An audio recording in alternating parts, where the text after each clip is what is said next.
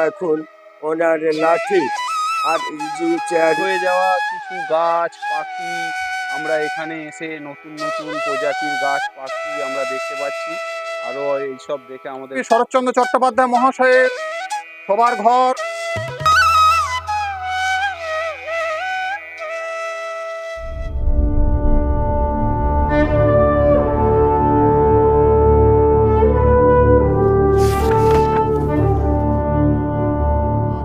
আপনারা দেখছেন আমাদের ইউটিউব চ্যানেল ইতিহাস ও ধর্মকথা। আজকে আমরা বেরিয়ে পড়েছি অমর কথা শিল্পী শরৎচন্দ্র চট্টোপাধ্যায় মহাশয়ের বাসভবন সামতাবেড়ে গ্রামে। আমরা হাওড়া থেকে আসছি, আমরা এসে এখন দেউলটি স্টেশনে পৌঁছেছি।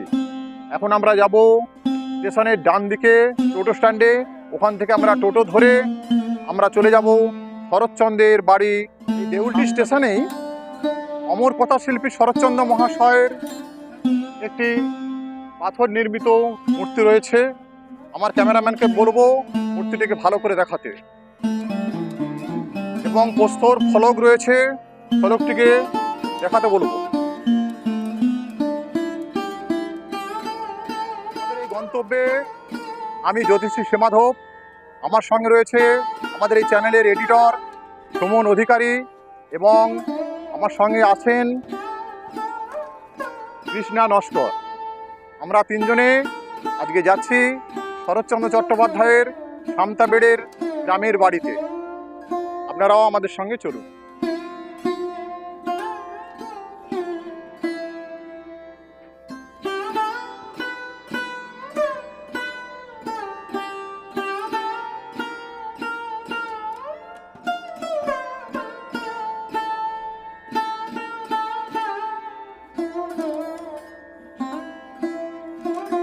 আমরা স্টেশনে নেমে স্টেশনের ডান দিকে রাস্তা ধরে হেঁটে জাতীয় সড়কের কাছে আসলাম। জাতীয় সড়কের তলায় যে সাবওয়ে রয়েছে, ওখান থেকে টোটো গাড়িগুলো ছাড়ছে। ওই টোটো গাড়িগুলো সামতাবেড়ে গ্রামে শরৎচন্দ্রের বাসভবনে যায়। আপনারা যারা আসবেন, আপনারা স্টেশন থেকে ন্যাশনাল হাইওয়ে অর্থাৎ জাতীয় সড়কের দিকে হেঁটে আসবেন। এসে দেখবেন সাবওয়ে রয়েছে, সাবওয়ের তলা থেকেই টোটো গাড়িগুলো ছাড়ছে। ওখান থেকে আপনারা টোটো পেয়ে যাবেন শরৎচন্দ্র বাড়ি যাওয়ার জন্য। আপনারা আমাদের সঙ্গে থাকুন।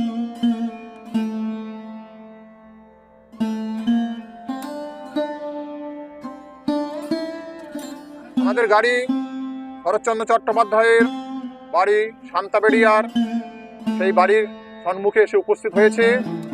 আমরা আর কয়েক মুহূর্তের মধ্যেই ওনার বাড়িতে প্রবেশ করব। আপনারা আমাদের সঙ্গে থাকুন।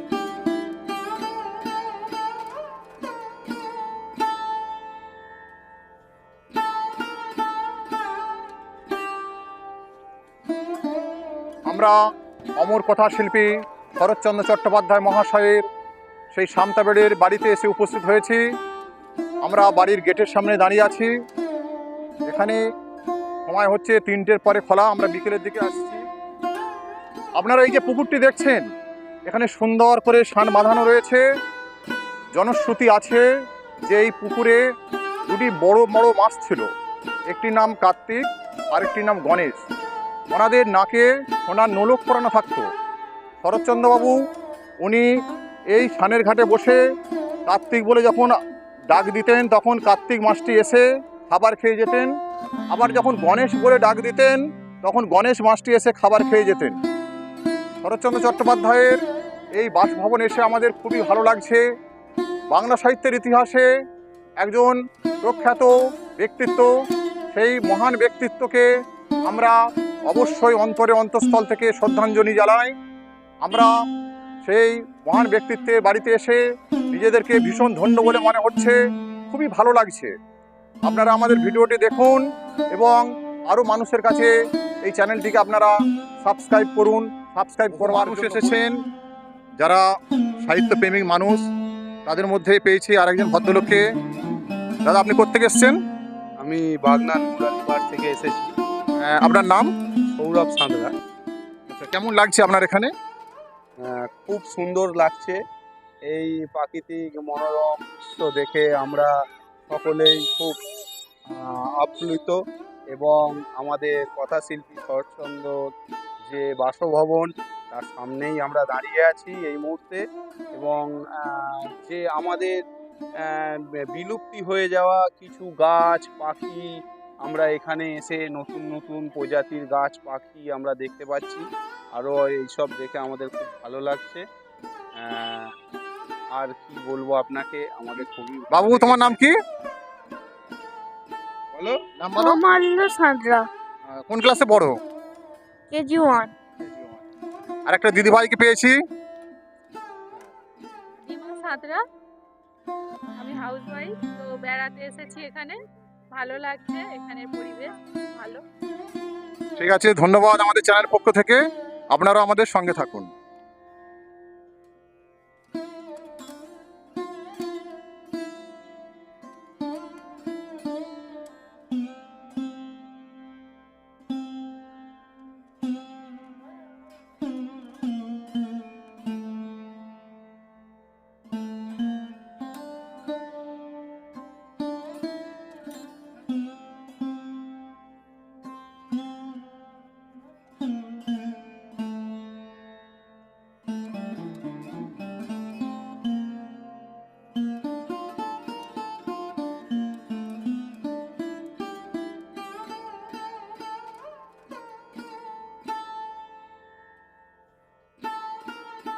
অমর কথা শিল্পী শরৎচন্দ্র চট্টোপাধ্যায় মহাশয়ের বাসভবনে আমরা উপস্থিত হয়েছি। আমরা গেটের ভিতরে প্রবেশ করছি। আমার ক্যামেরাম্যান সুমনকে বলবো যে ওনার পাথরের নির্মিত মূর্তিটি দেখাবার জন্য।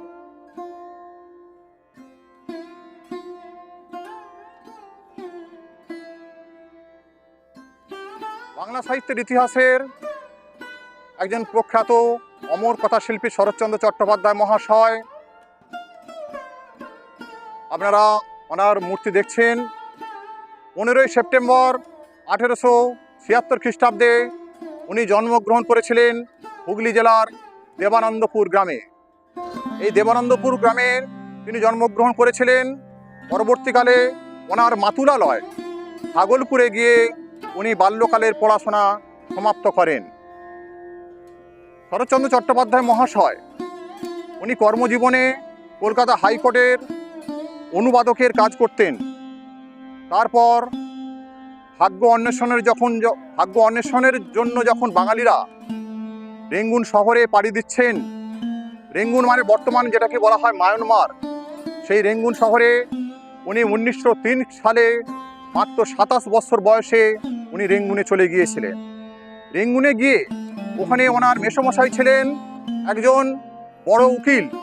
উনি প্রথমে ভেবেছিলেন যে উনি ওকালতি করবেন, কিন্তু সমস্যা হয়ে দাঁড়িয়েছিল ওনার রেঙ্গুনের ভাষা রপ্ত করতে ওনার সমস্যা হয়েছিল, যে কারণের জন্য উনি ওকালতি না করে উনি রেলের একজন অফিসার হয়েছিলেন। শরৎচন্দ্র চট্টোপাধ্যায় মহাশয় এই রেঙ্গুনেই বিবাহ করেছিলেন শান্তি দেবীকে। ওনাদের একটি পুত্র সন্তানও হয়েছিল। সুখে স্বাচ্ছন্দ্যে জীবন চলছিল ভালোই, কিন্তু হায় রে ভাগ্য, একই সুকঠোর দণ্ড তব। প্লেগ মহামারীতে যখন সমগ্র বিশ্ব হাহাকার পড়ে গিয়েছিল, তখন রেঙ্গুন শহর বাদ পড়েনি।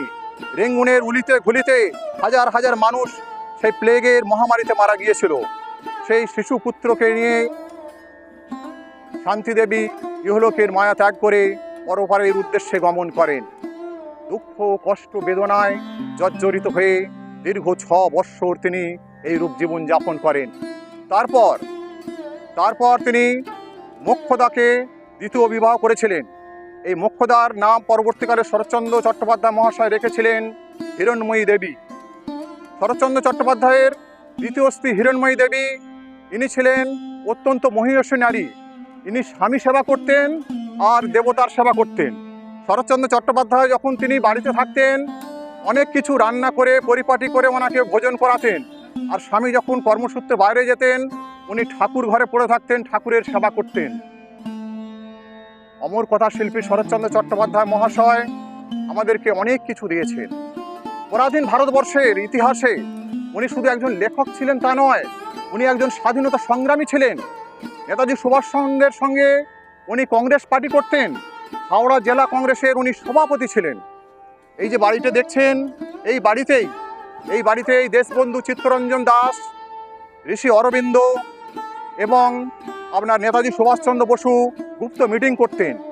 বর্তমানে যে পাঁচিলগুলো দেখছেন, এই পাঁচিলগুলো তখন এই রূপ ছিল না, তখন পাঁচিল ছিল। এই দিক দিয়ে খিড়কি দরজা ছিল। যখন ব্রিটিশের পুলিশ তারা পুলিশকে দেখে এই খিড়কির দরজা দিয়ে চলে যেতেন এবং নৌকা পেরিয়ে নদীর পরপারে চলে যেতেন। আমাদের সুমনকে বলবো আবার মানে ওনার ঘরের ভেতরে গিয়ে ওনার ব্যবহার নিষ্পত্তিগুলো দেখাবার জন্য। আপনারা আমাদের সঙ্গে থাকুন। আমরা ওনার বাড়িতে একজন দাদুকে পেয়েছি, উনি এখানে দেখভালের জন্য আছেন। উনি আমাদেরকে ওনার ব্যবহার্য জিনিসপত্র, তাছাড়া উনি কি করতেন, হ্যাঁ, সমস্ত কিছু বিবরণ আমাদেরকে সবিস্তারে বর্ণনা করবেন।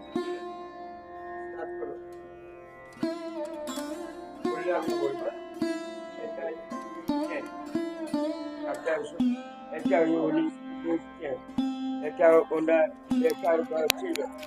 সামনে চেয়ারটা লক্ষ্য রাখুন, চেয়ারটা বসতেন, টেবিলে খাতা রাখতেন, জানলাটা খোলা থাকত।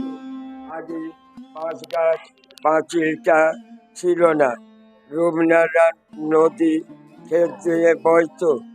2 নম্বর রাখে লক্ষ্য রাখুন, ওনার জুতো আছে। ইজি 4 কনে লক্ষ্য রাখুন, ওনার লাঠি। আর ইজি 4 নিচে যে মৃত্যুসজ্জা ছবিটা দেখছেন, শরৎচন্দ্রের চিত্রপক্ষের স্ত্রী হিরণময়ী দেবী। শরৎচন্দ্রের মৃত্যুর পরও উনি এই বাড়িতে 23টা বছর কাটিয়েছিলেন। ওনাকে দেখেছি আমার তখন 15 বছর বয়স। আমি 60 বছর দেখাশোনা করছি এই বাড়িতে। দুলাল মান্না, আমরা প্রাইভেট দুজনে থাকি। 500 ঘন্টায় যান, এদিকে দুটো লেখ।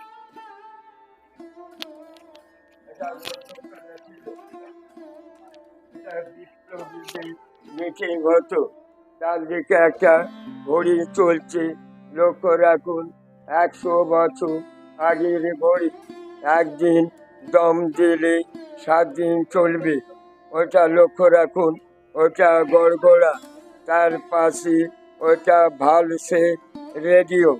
আলমারিতে যে বইগুলো আছে উনি পড়তেন। আর সাদা ছবিটার পাশে যে বাঁধানো ছবি, শরৎচন্দ্রের নাতি নাচ বইয়ের ছবি। সোফাটায় উনি বসতেন। আয়নাটা লক্ষ্য রাখুন, ওটা সেই সময় বেলজিয়াম কাঁচের আয়না, অত্যন্ত দামি কাঁচ। 500 টাকা ওই ছেলেটা বল।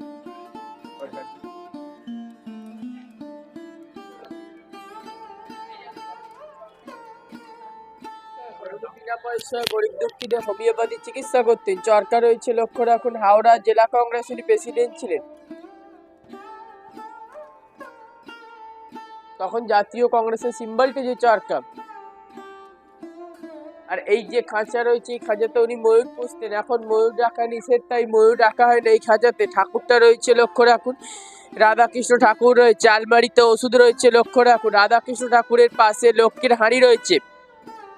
এই যে কাটা অংশ পেয়ারা গাছটা পড়ে রয়েছে, এটা রামের সুমতি গল্পের পেয়ারা গাছ। আর সামনের পুকুরে ছিল কার্তিক গণেশ দুটো মাছ, রুই আর কাতলা। উনি না খেতে সোনা নোলক পরিয়ে রেখেছিল। উনি যখন দুপুরে খাবার দিতেন, কার্তিককে ডাকলে কার্তিক আসতো, গণেশকে ডাকলে গণেশ আসতো। আমার নাম টুবাইপতি। আমরা বংশ পরম্পরা ধরে এবারই দেখাশোনার দায়িত্বে রয়েছে। ওনার নাতি থাকেন কলকাতা কসবায়, নাতির নাম জয় চট্টোপাধ্যায়। উনি আমার বাবার উপর এবারই টোটাল দায়িত্ব দিয়ে রেখেছেন। আমার সাথে যোগাযোগ করতে হলে আমার যোগাযোগের নাম্বারটি হলো 8537998629। টুবাই ভাইয়ের কাছ থেকে জেনে নেব যে এই বাড়িটি কত সালে অমর কথা শিল্পী শরৎচন্দ্র চট্টোপাধ্যায় মহাশয় প্রতিষ্ঠা করেছিলেন। 1923 সালে জায়গাটা কেনেন। 26 থেকে 38, জীবনের শেষ 12 বছর বার্ধক্য জীবনটা উনি বাড়িতে কাটিয়েছিলেন। অমর কথা শিল্পী শরৎচন্দ্র চট্টোপাধ্যায় মহাশয়ের ধানের গলা। আর আমার ক্যামেরাম্যান সুমনকে বলবো, এই যে কড়ি বরগাগুলো দেখা হচ্ছে, এই কড়ি বরগাগুলো উনি যখন 14 বৎসর রেঙ্গুন শহরে ছিলেন, সেই রেঙ্গুনের প্যাটার্নে এই বাড়িটি নির্মিত করেছিলেন। এই কড়ি বরগাগুলো সেই রেঙ্গুনের প্যাটার্নে উনি এই বাড়িটিকে নির্মাণ করেছিলেন।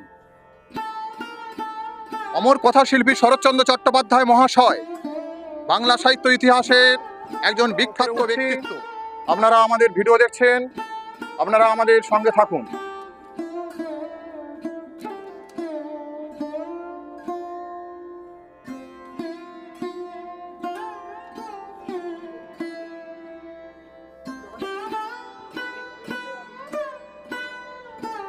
এই যে ঘরটি দেখছেন, এটি হলো অমর কথা শিল্পী শরৎচন্দ্র চট্টোপাধ্যায় মহাশয়ের শোবার ঘর। আর এই যে বাড়িটি দেখছেন, এই বাড়িতে উনি জীবনের বহু বছর কাটিয়েছেন। হিরণময়ী দেবী ওনার দ্বিতীয় পত্নী। শরৎচন্দ্র চট্টোপাধ্যায়ের স্বর্গবাসের পর হিরণময়ী দেবী আরও 23টি বছর এই বাড়িতে তিনি কাটিয়েছিলেন।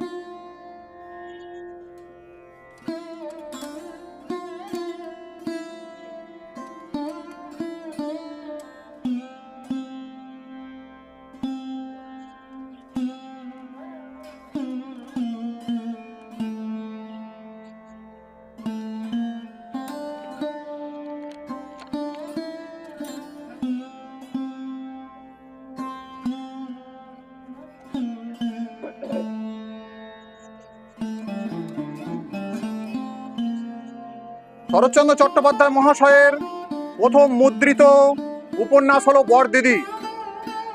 শরৎচন্দ্র চট্টোপাধ্যায় মহাশয় মহেশ, শ্রীকান্ত,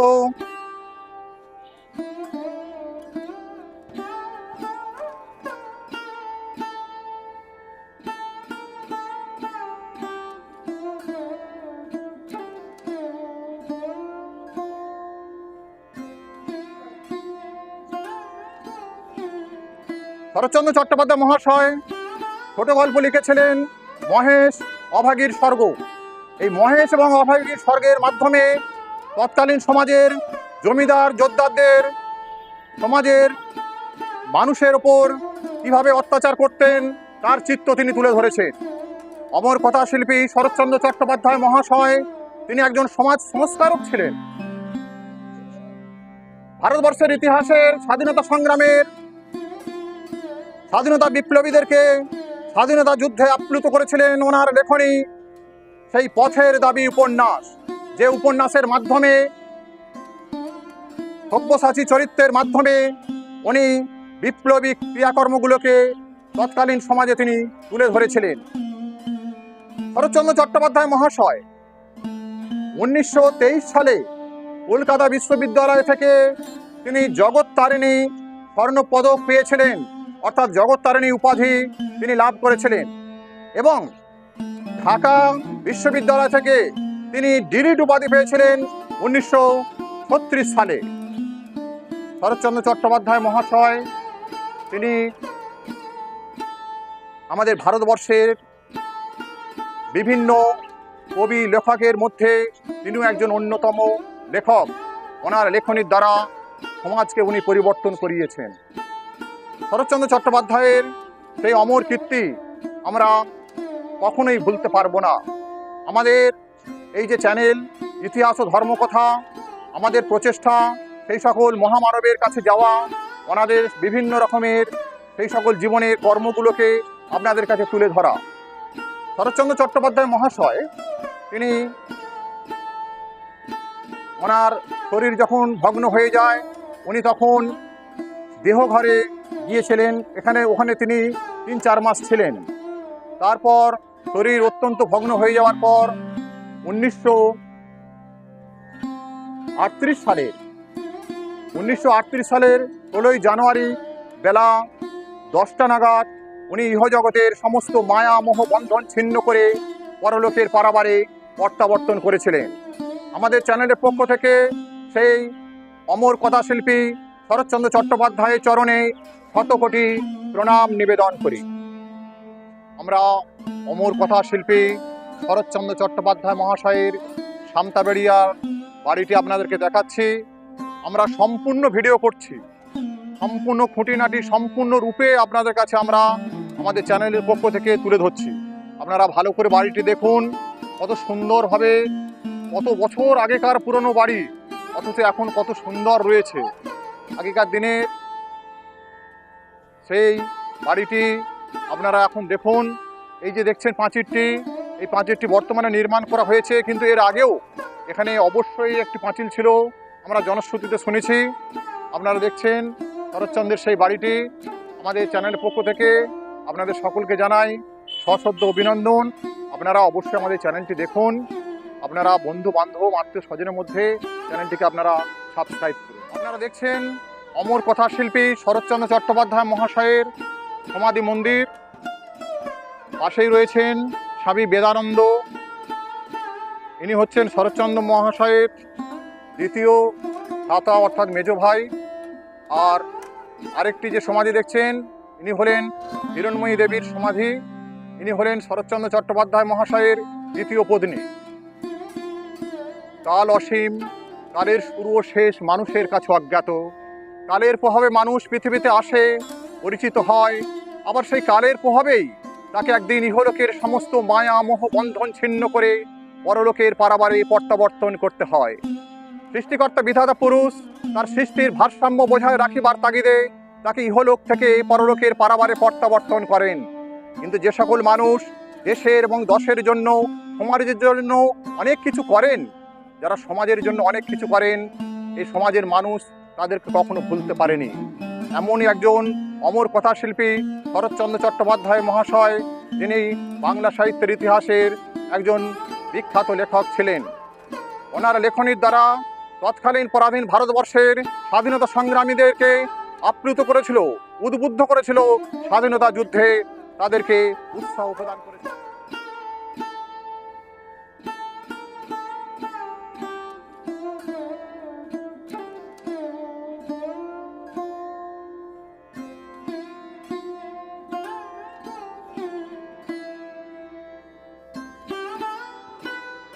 আপনারা দেখছেন আমাদের ইউটিউব চ্যানেল ইতিহাস ও ধর্মকথা। আমরা আজ সামতাবেড়িয়া গ্রামে শরৎচন্দ্র চট্টোপাধ্যায়ের বাসভবনে এসেছি। জনশ্রুতি আছে যে এই যে রূপনারায়ণ নদীটি, এটি শরৎচন্দ্রর বাড়ির একদম কাছ থেকে বয়ে গিয়েছিল। পরবর্তীকালে নদীর দিক পরিবর্তনের পরে নদীটি আরও দূরবর্তী জায়গায় চলে এসছে, কিন্তু এই নদীটি এককালে শরৎচন্দ্র চট্টোপাধ্যায় মহাশয় যখন জীবিত ছিলেন তখন নদীটি ওনার বাড়ির কাছ থেকে বয়ে গিয়েছিল। এখন এই জায়গায় মেলা বসে, ঠিক আছে? আমরা স্থানীয় মানুষের কাছ থেকে জেনে নেব যে কোন সময় মেলাটি বসে। এই নদীর ধারে খুব জমজমাট হয়ে গেছে। এখানে একটা দোকান দেখছি, এটা চা, টিফিন এবং ভাতেরও ব্যবস্থা আছে। যারা দূর দূর থেকে আসবেন, আমার ক্যামেরাম্যানকে বলবো ভালো করে দেখাতে। যারা দূর দূরান্ত থেকে আসবেন, আপনাদেরকে বলি আপনারা নদীর ধারে এখানে এসে এই যে দোকানটি দেখছেন একদম নদীর চড়াতেই রয়েছে। এখানে আপনারা টিফিনের ব্যবস্থা পাবেন, চা পাবেন এবং ভাতেরও ব্যবস্থা আছে। তাছাড়া যারা দূর থেকে আসবেন পিকনিক করতে, তাদের যাবতীয় যেসব প্রয়োজন হয় সমস্ত কিছু জিনিস এখানে পাওয়া যায়, অর্থাৎ গ্যাস সিলিন্ডার থেকে আরম্ভ করে রান্নার সরঞ্জাম থেকে আরম্ভ করে সমস্ত কিছু এনারা ভাড়া দিয়ে থাকেন। আপনারা দেখছেন আমাদের চ্যানেল ইতিহাস ও ধর্মকথা। আমি জ্যোতিষী সীমাধব আপনাদের কাছে অনুরোধ করব, আপনারা আমাদের এই চ্যানেলটিকে আপনারা সাবস্ক্রাইব করুন এবং আরও বেশি করে আপনারা শেয়ার করুন। সেই অমর কথাশিল্পী শরৎচন্দ্র চট্টোপাধ্যায় মহাশয়ের চরণে আমাদের এই চ্যানেলের পক্ষ থেকে আমি জ্যোতিষী সীমাধব এবং আমার ক্যামেরাম্যান সুমন অধিকারী এবং কৃষ্ণা নস্কর প্রত্যেকেই সশ্রদ্ধ প্রণাম জানাই।